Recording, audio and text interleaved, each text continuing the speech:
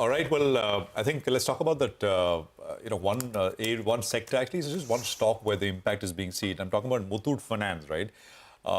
This is the RBI policy. The policy, of course, was largely in line with expectations. It's not really been able to move markets except the gold loan stock, Muthoot, on the downside. Ritu is here to tell us what the RBI said and what is coming. Ritu, over to you. Well, Prashant, the gold loan revised draft rules are expected later today. But, here's what we know so far on the back of which these stocks are reacting. One, RBI said it is going to comprehensively review the existing guidelines and come up with a new draft circular that is also going to, cover conduct-related issues. I'll get to that in just a bit. The idea, it said, is to harmonize regulations across all regulated entities, keeping in mind their own risk-taking capabilities. And the governor clarifying the idea is not to tighten regulations, but to rationalize them. And that, that is something that sort of helps some of the stocks recover later in trade. The draft guidelines are going to be issued for public comments today, and then the final guidelines will be framed.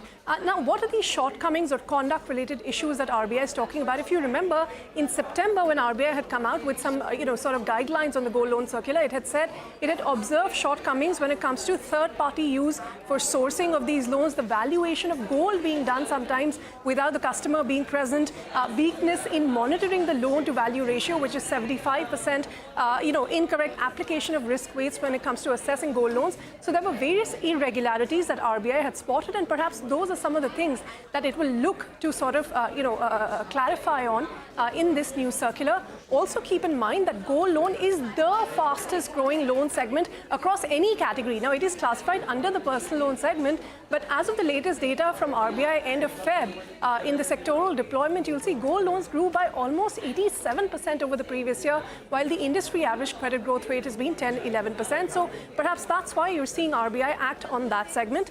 Now, secondly, on the co-lending arrangements. Now, so far, the 2018 and the 2020 RBI guidelines on co-lending only dealt with co-lending arrangements between banks and NBFCs limited to the priority sector. Now, what the RBI is proposing to do is broaden the scope of the guidelines, so include all regulated entities, which means that regulatory grey area that existed when it came to co-lending agreements between two NBFCs or two banks, that will be addressed. And banks can form these partnerships beyond priority sector loans as well. So the idea is to just broaden the base. Again, just a reminder, both are going to be draft guidelines. There will be public comments that will be sought, as is the case, before final rules are spelled out. Okay, all right. Thanks a lot for that, Ritu. Well, let's get in Prakash Diwan to give us a take. Hi, Prakash. Good afternoon.